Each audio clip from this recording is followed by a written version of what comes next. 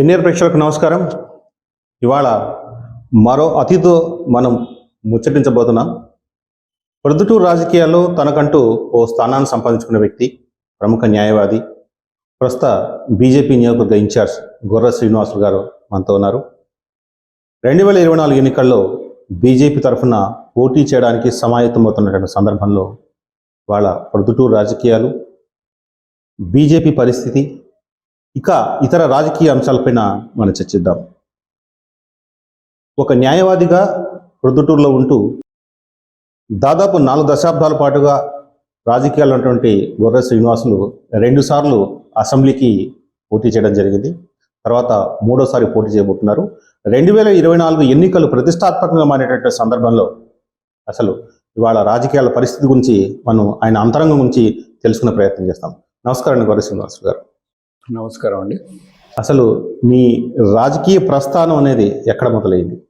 రాజకీయ ప్రస్థానం అంటే ఎస్ఎన్ఆర్ గవర్నమెంట్ కాలేజీలో డిగ్రీ సెకండ్ ఇయర్ చదివే కాలంలో 1983 అప్పటి ఎన్టీఆర్ గారు తెలుగుదేశం పార్టీ వ్యవస్థాపన చేసిన సందర్భంలో పార్టీ సభ్యత్వం తీసుకున్నాను. బహుశా నాది 166, 165 సభ్యత్వ నెంబర్ కూడా ప్రొద్దుటూరు నియోజకవర్గంలో. అక్కడ తెలుగుదేశం పార్టీలో అతి తక్కువ మందిలో నేను ఒకటిగా ఆనాడు రాజకీయంగా అడుగు పెట్టడం జరిగింది. తర్వాత మారిన కాల పరిస్థితులలో నాయకత్వంతో అక్కడ మమేకం కాలేని పరిస్థితులలో 6 నెలలు లేదా 9 నెలల్లోనే నేను కొంత యాక్టివేషన్ లేకుండా ఆగిపోవడం జరిగింది. ఆ రోజులలో అది ఆరంభం అయితే జరిగింది తెలుగుదేశం పార్టీతో రాజకీయంగా.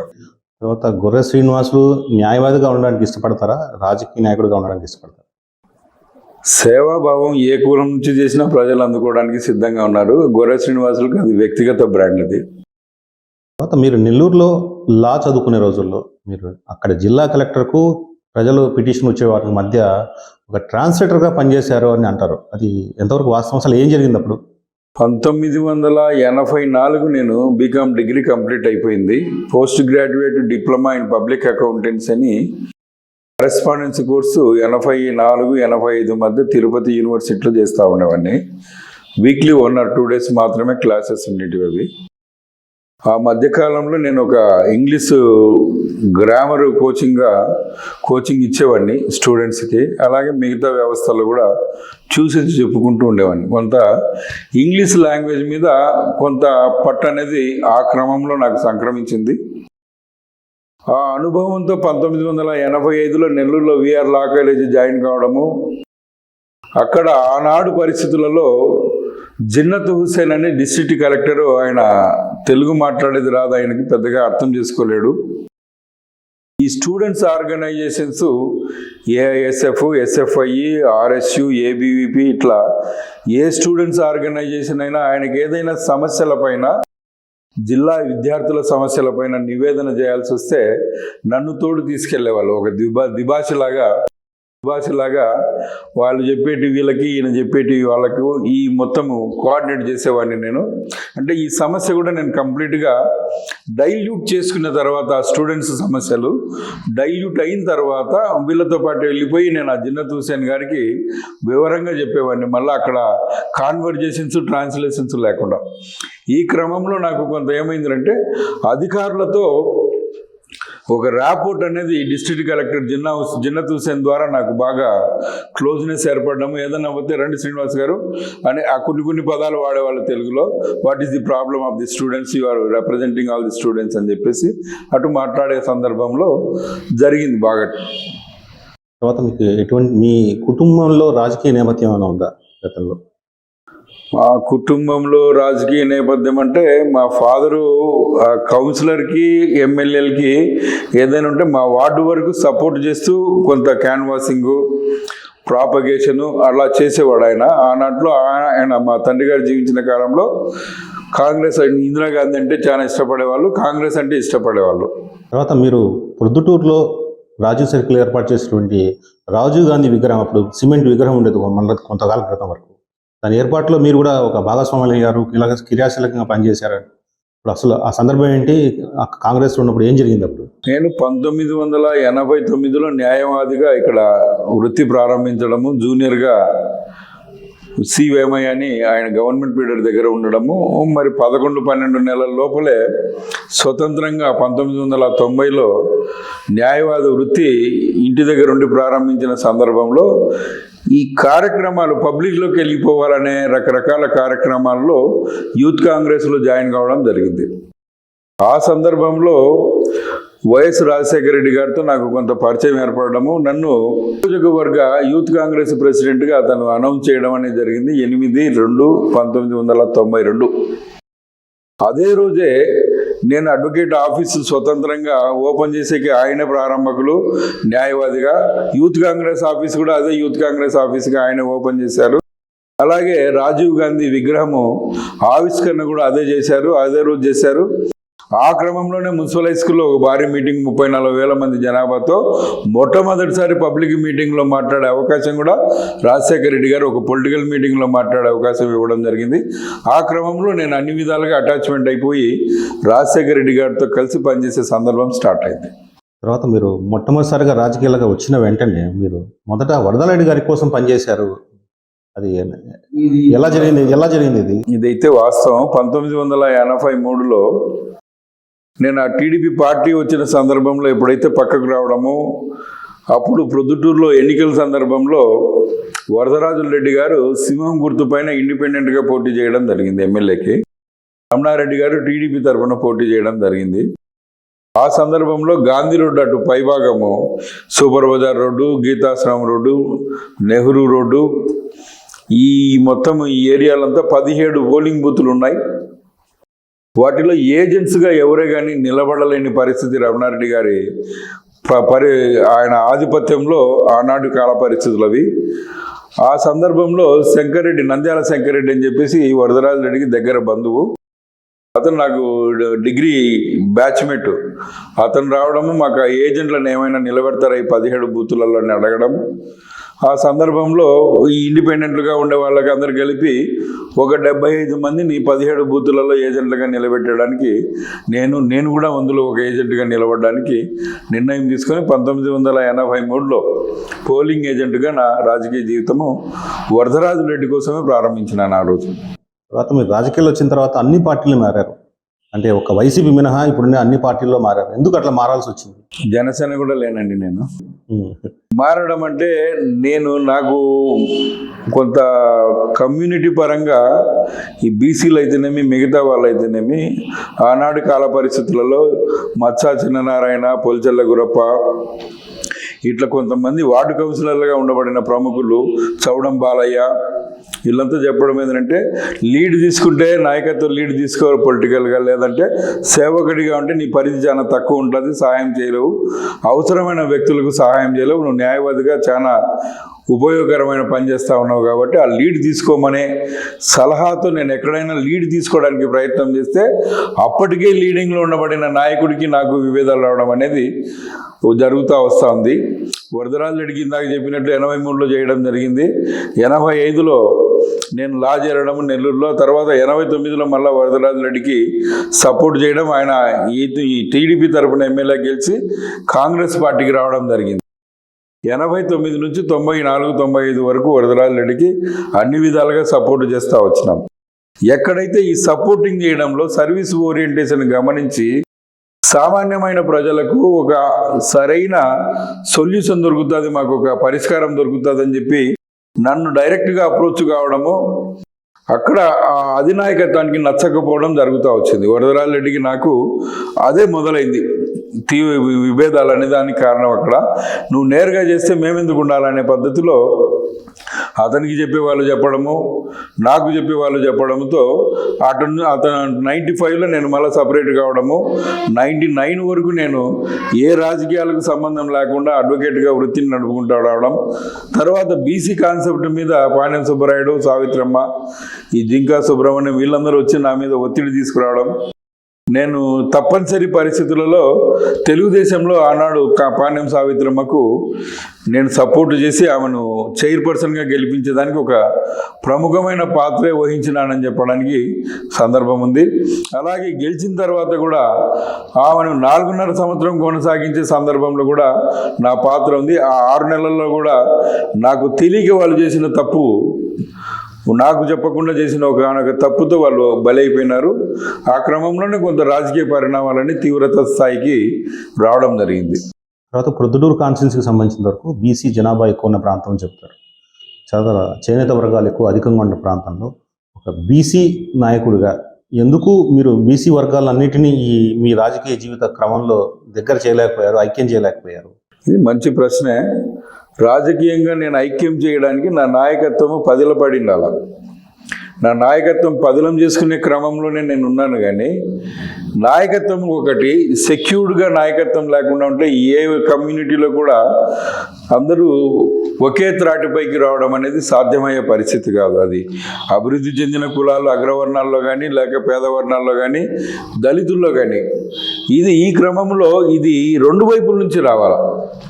నాయకుడు ఆ కార్యకర్తలను సామాన్యమైన ప్రజలను నమ్మించే ప్రయత్నంలో సరైన పద్ధతిలో పనిచేసుకుంటూ ముందుకెళ్ళాలా.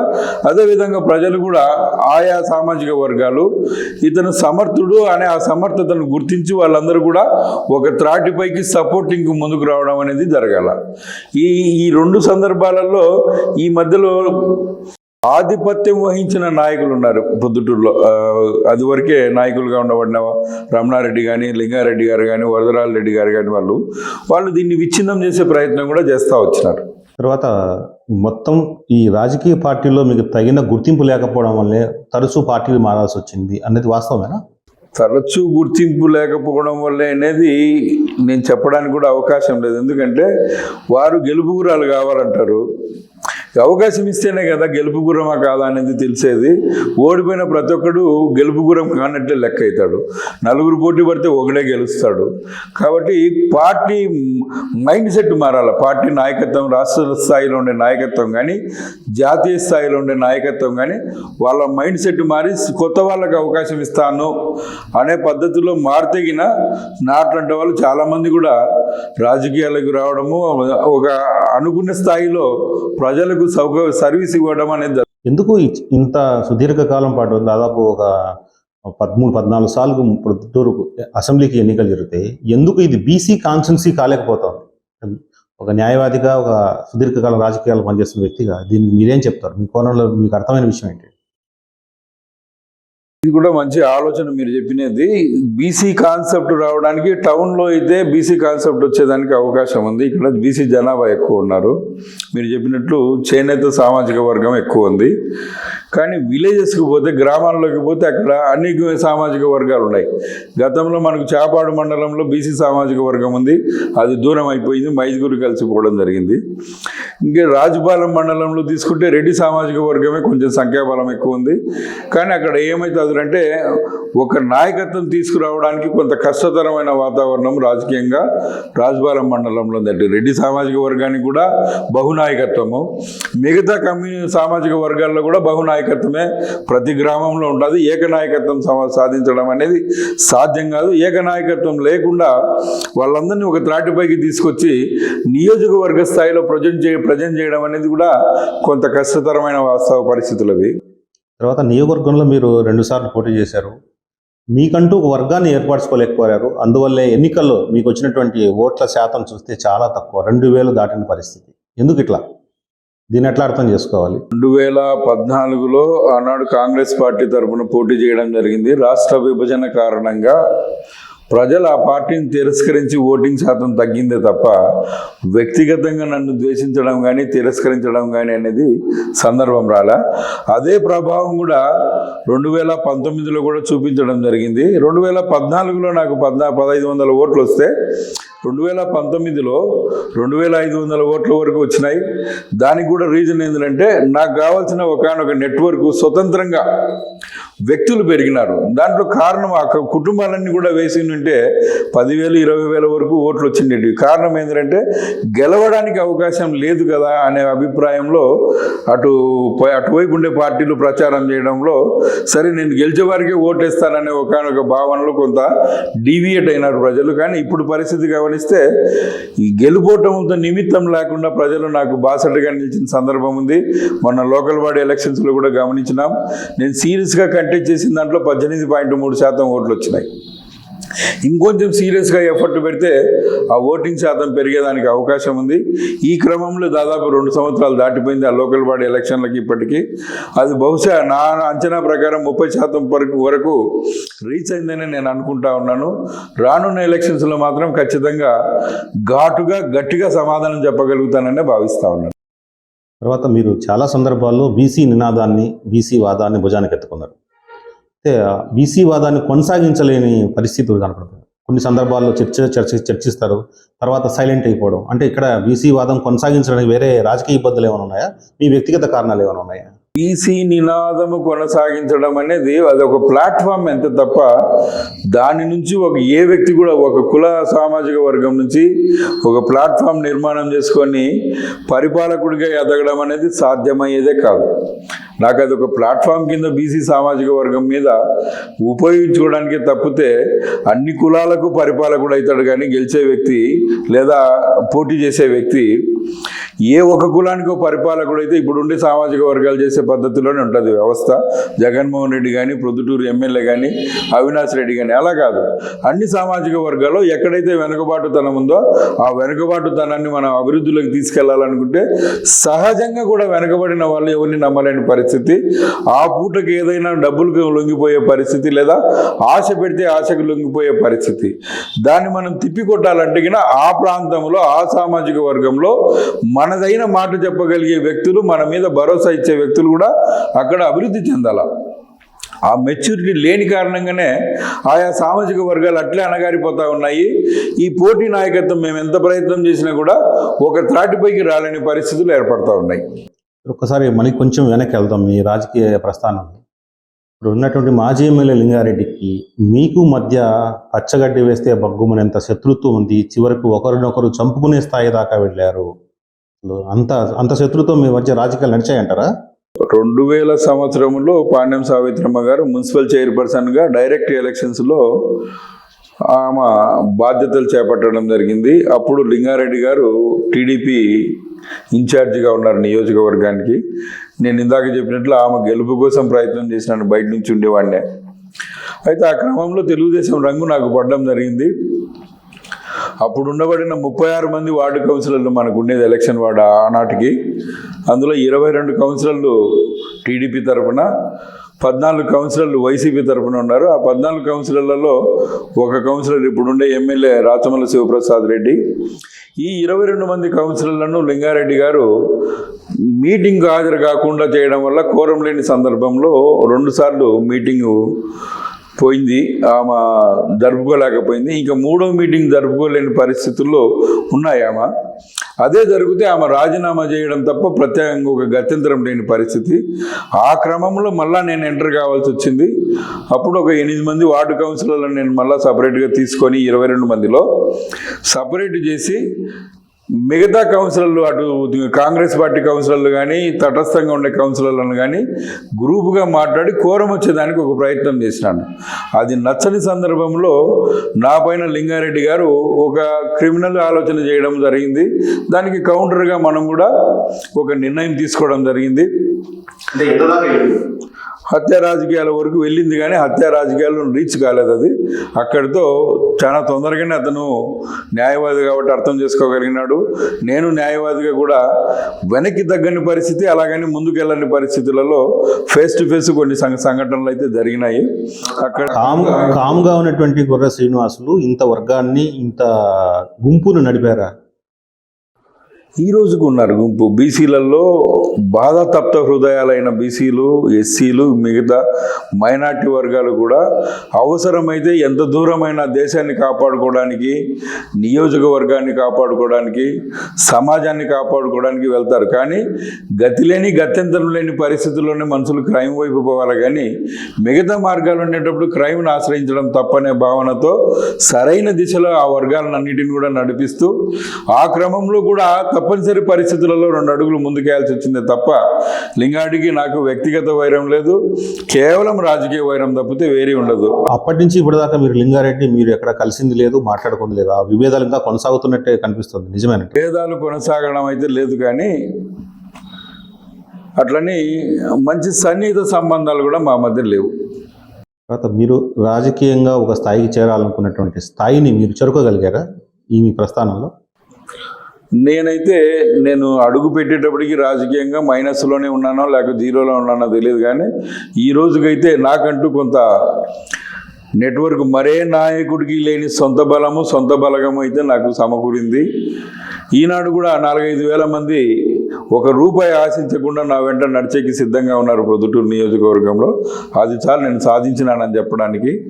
అదేవిధంగా సరైన పార్టీ అంటే ఒకనొక ప్రజల్లో అంతో ఇంతో ఇమేజ్ ఉండే పార్టీ టికెట్గా ఇవ్వగలిగితే ఇప్పుడు బీజేపీ ఉందనే నేను భావిస్తా ఉన్నాను. సమాజంలో ఈ అన్ని రకాలుగా మిగతా పార్టీలతో పోల్చుకుంటే అంతర్లీనంగా ఓటింగ్ శాతం చాలా ఉంది. గతంలో వాళ్ళు పోటీ చేసిన వాళ్ళు దాన్ని కదిలించలేని పరిస్థితులలో కోల్పోయినారు తప్పితే ఓటింగ్ పెరిగే సందర్భం కూడా ఉంది. ఈ విషయంలో ఖచ్చితంగా రాజకీయంగా రీచ్ అయినానని నేను భావిస్తా ఉన్నాను.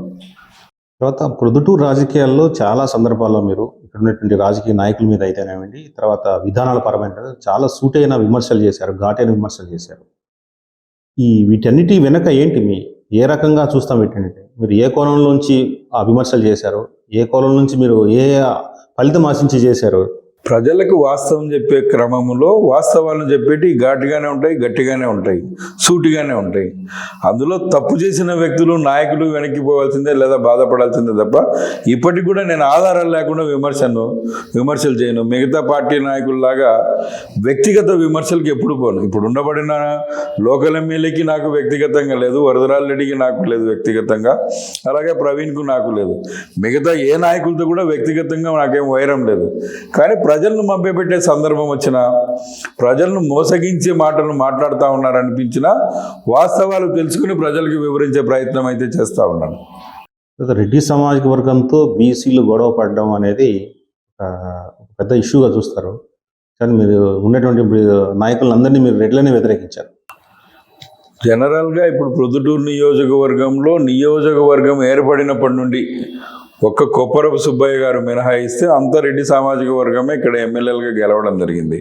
మరి ఆ పదవిని నేను అందిపుచ్చుకోవాలనుకునే ప్రయత్నం చేస్తే వారితో కాకపోతే ఎవరితో పోరాడాలి? నేను మీ సత్తా, మీ బలం మీకున్నటువంటి సరిపోతాయని మీ హంగులు? దాంట్లో డౌటే అక్కర్లేదు. తర్వాత మీరు ప్రొద్దుటూరు కొన్ని విషయాల్లో పిటిషన్లు పెడతారు, చాలామందిని పిటిషన్లతో ఇబ్బంది పెట్టారు అనేటువంటి బలమైన ఆరోపణ అది. అసలు పిటిషన్లు ఎందుకు పెట్టారు, ఎందుకు పెట్టాల్సి వచ్చింది? అట్లాంటి వ్యక్తులు మీకు ఆ సందర్భం తారసపడిందా? ఇబ్బంది పెడుతున్నారన్న సందర్భం నేరుగా మీకు ఎప్పుడన్నా దృష్టికి వచ్చింది? నేనైతే ఏ వ్యక్తి పైన నేరుగా కంప్లైంట్ చేసిన సందర్భాలు లేవు. సమస్య ఏదైనా ఉంటే ప్రభుత్వం దృష్టికి తీసుకెళ్లడం తప్పితే ఆయా వ్యక్తులను టార్గెట్ చేసిన సందర్భం లేదు. ప్రొద్దుటూరులో క్రైమ్ జరుగుతూ ఉంది, దాని మీద నివారించండి అని ఒక ఎస్పీకో డీజీపీకో కంప్లైంట్ పెడితే క్రిమినల్స్లందరినీ నేను టార్గెట్ చేసినట్లుగా భావిస్తే తప్పది.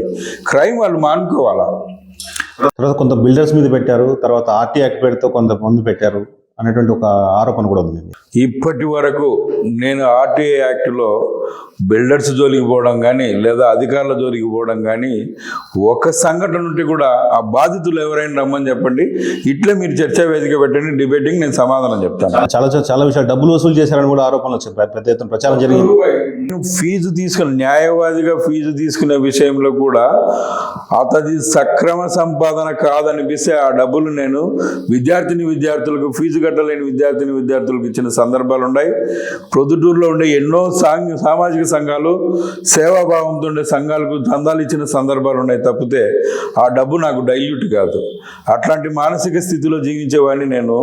తప్పుడు సంపాదనతో ₹1 కూడా నేను జీవించలేని తీసుకొని అది దాన్ని అనుభవించలేను కూడా. అది నా మానసిక స్థితి అది. కాబట్టి దాంట్లో అయితే వాస్తవ పరిస్థితులు లేవు. అట్లా ఎవరైనా కూడా నేను బెదిరిస్తేనో లేక నేను బెదిరిస్తానని వాడే బెదిరిపోయో నాకు డబ్బులు ఇచ్చినానని ఒక్క వ్యక్తిని చూపించండి. మీరు ప్రముఖ లాయర్ కాబట్టి మీతో నేరుగా వచ్చి పోరాటే శక్తి చాలా మందికి లేదు, ఉండదు అని కూడా ప్రచారం. ప్రముఖ న్యాయవాది అంటే అది కోర్టులో నడిచే వ్యవస్థ. న్యాయం ఉంటే ఏం ప్రముఖంగా అవసరం లేదు. అవతల న్యాయవాదులు ప్రొద్దుటూరులో చాలామంది ఉన్నారు, నిజాయితీగా పనిచేసే వాళ్ళు. ఈ వైపు ఉంటారు. నీకు న్యాయం ఉంటే అటువైపు కోర్టులో న్యాయం జరుగుతుంది తప్పితే నా వల్ల ఇంకొక వైపు న్యాయం ఎందుకు ఇలాంటి ఒక విష ప్రచారం జరిగింది మీ మీద? దేనికి విష ప్రచారం అంటే నన్ను ఎదుర్కోలేని సందర్భంలో కుల వివక్ష అని ఒకవైపు చెప్తే, ఇందాక చెప్పారు కదా రెడ్లను ఎదుర్కోవడం అంటే నా క్లయింట్లంతా రెడ్లే.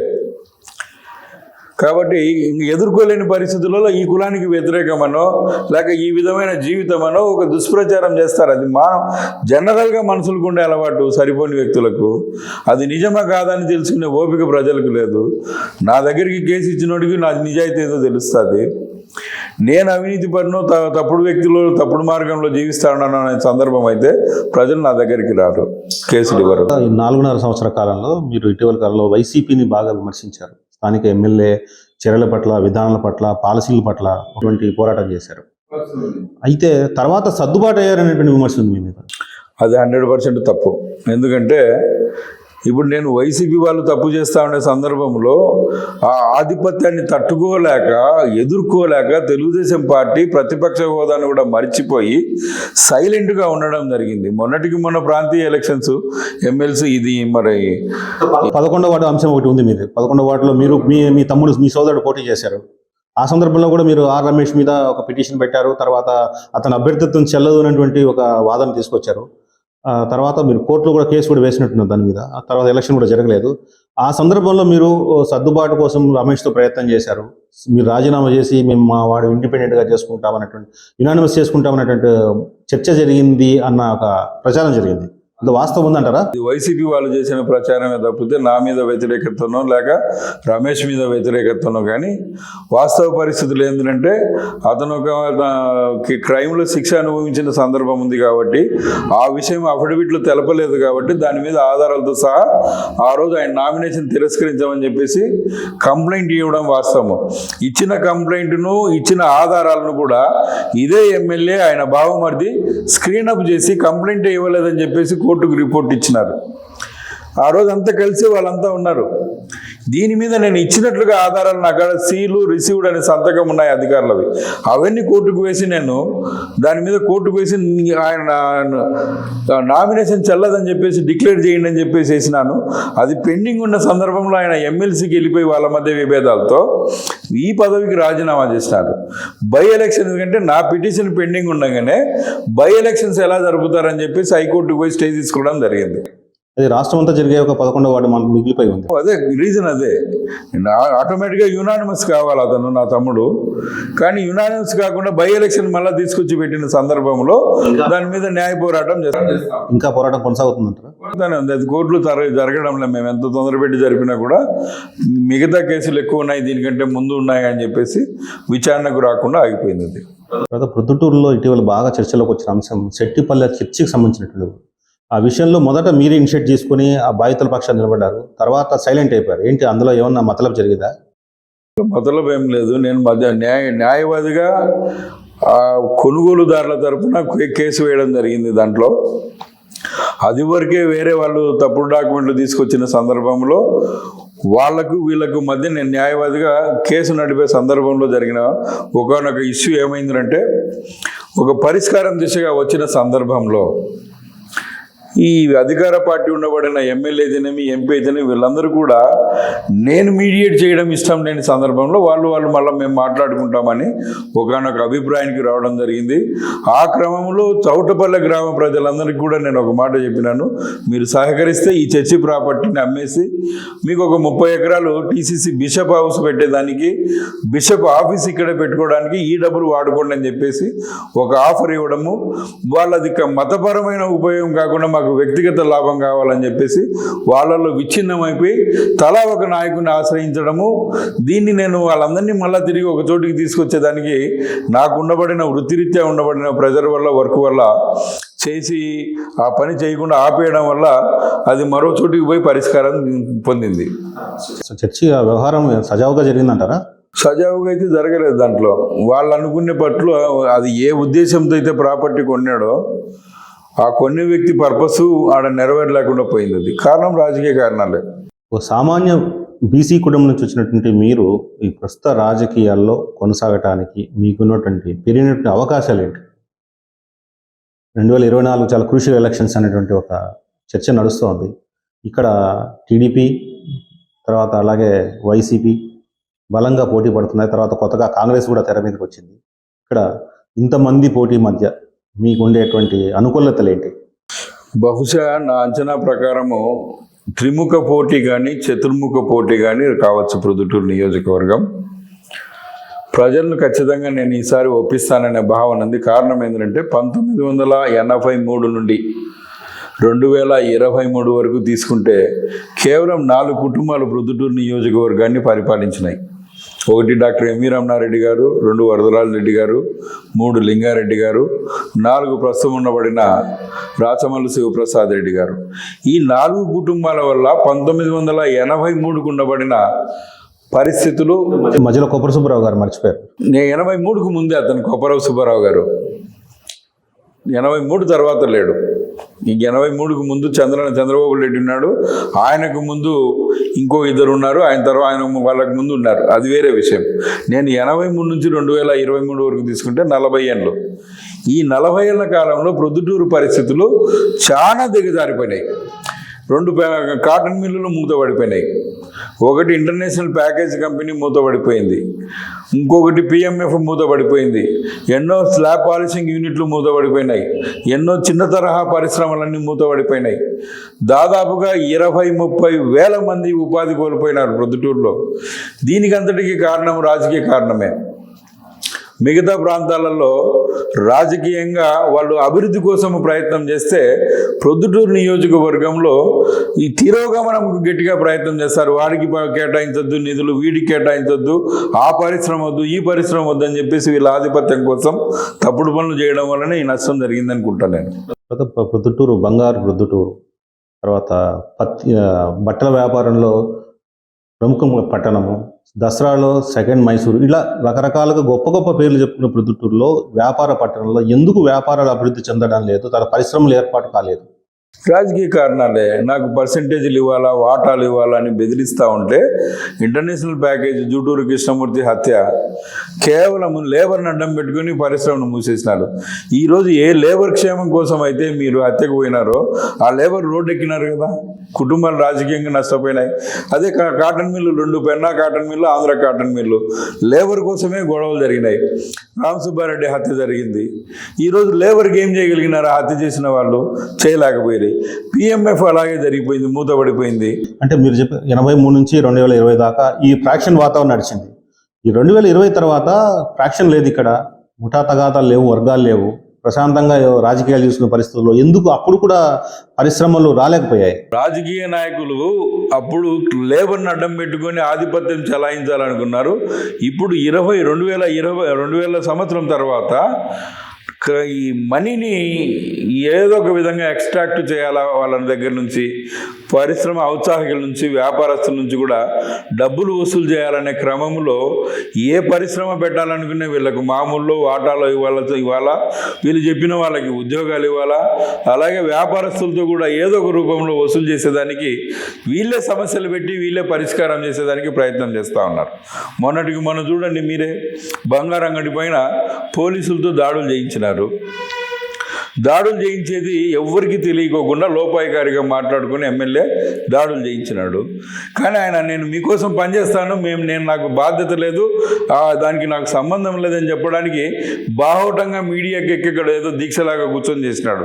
అంటే గాయం ఎవరికి తెలియకుండా చేయడము, ఆయింట్మెంట్ పట్టుకుని నేను పూస్తాను అందరికీ తెలిసేట్టుగా ప్రచారం చేసుకోవడం అనే ఒకనొక పనికిమాలిన వ్యవస్థ అనేది 2000 సంవత్సరం నుంచి మొదలైందని చెప్పొచ్చు. ఎమ్మెల్యే గారు ఇప్పుడు ఇదే విషయాన్ని ఎమ్మెల్యే గారు నేను చేయలేదు, నాకు ఎటువంటి సంబంధం లేదు, నేను వ్యాపార పక్షాన సామాన్య ప్రజల పక్షాన నిలబడుతున్నాను, ఇక్కడే కాదు మిగతా ప్రాంతాల్లో కూడా పోలీసులు ఇదే తరహా దాడులు చేశారు, రాష్ట్ర వ్యాప్తంగా చేశారు, విజయవాడ దగ్గర కూడా 2.5 కోటి పట్టుకున్నారు, అనంతపురం జిల్లాలో కూడా పట్టుకున్నారనేటువంటి ఒక ప్రకటన కూడా చేశారు. దానికి ఆయన సంజాయిషి ఇస్తున్నారు, దానికి ఏమంటారు?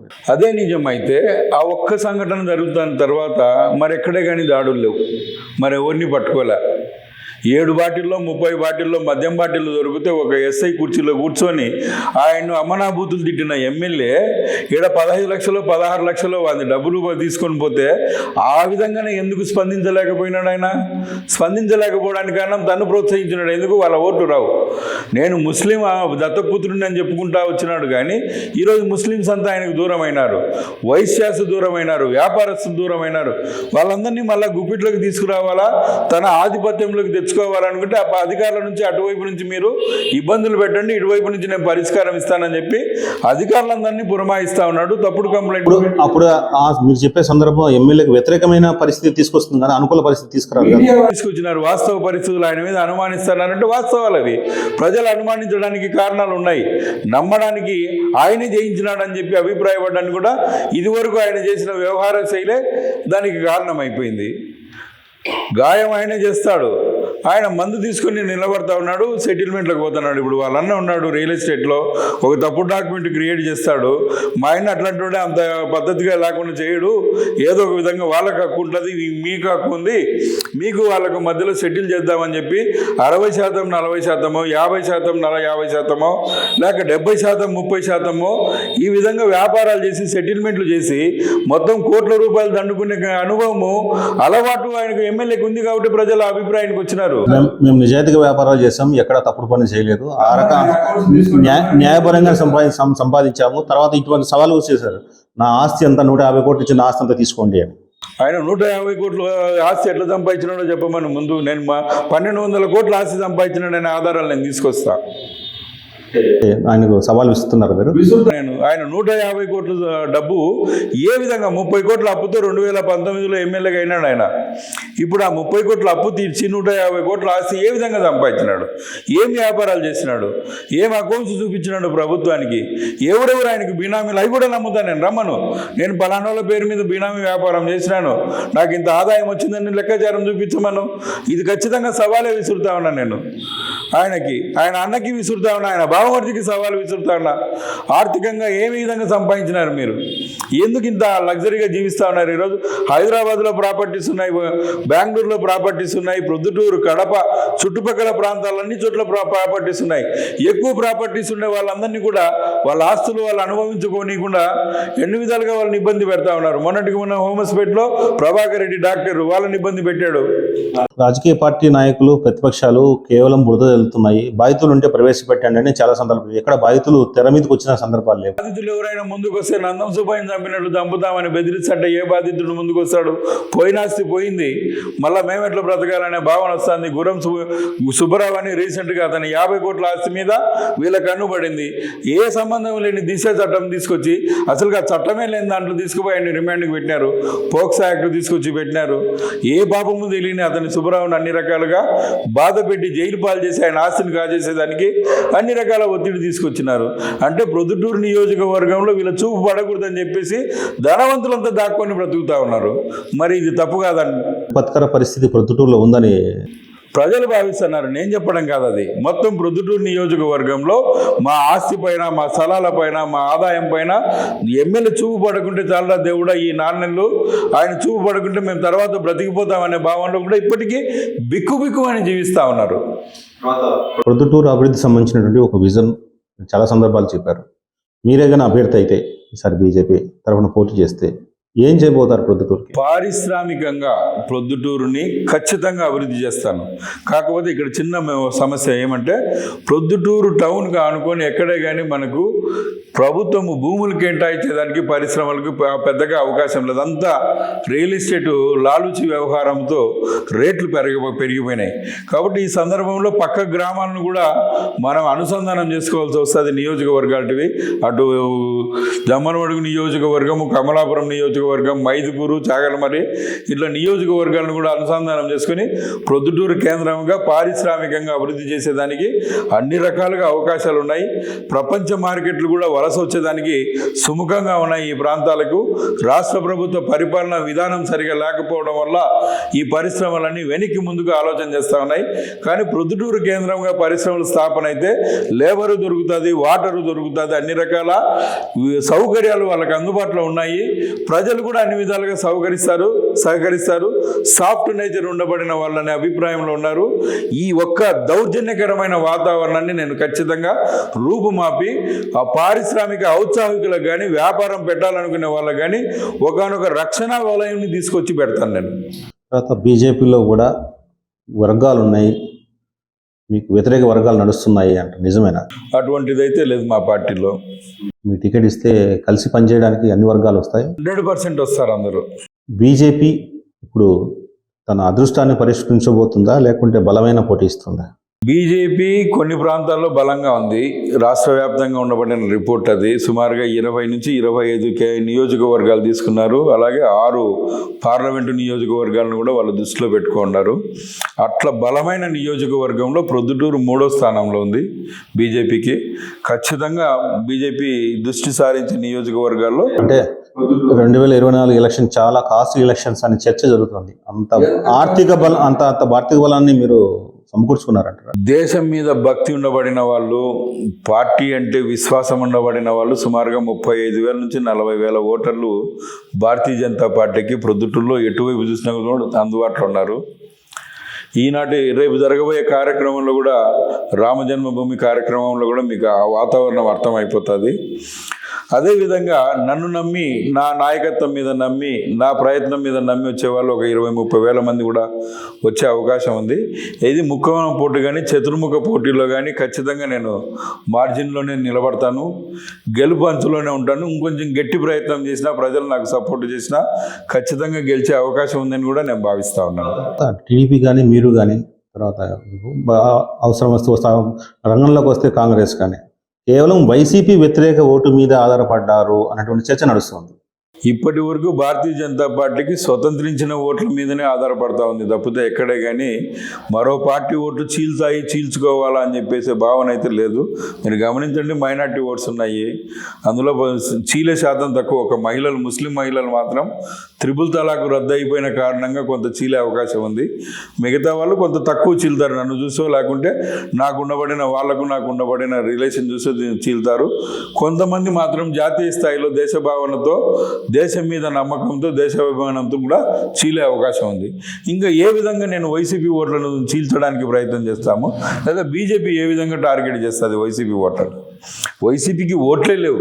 కేవలం కాంగ్రెస్ పార్టీ రూయిన్ అయిపోయింది. ఇక్కడ రాష్ట్రంలో తన మనుగడ కోల్పోయిన సందర్భంలో ఆ ఓట్లని వలసగా వెళ్ళిపోయినాయి వైసీపీకి. ఈరోజు షర్మిల గారు వచ్చినారు, ఈరోజు రాష్ట్రంలో నేను మళ్ళీ తిరిగి పునర్నిర్మిస్తాను అని బ్యాక్ టు పివిలైన్ అని పిలుచుకుంటా ఉంది అందరినీ. ఒకవేళ ఆమె బలంగా ప్రజలను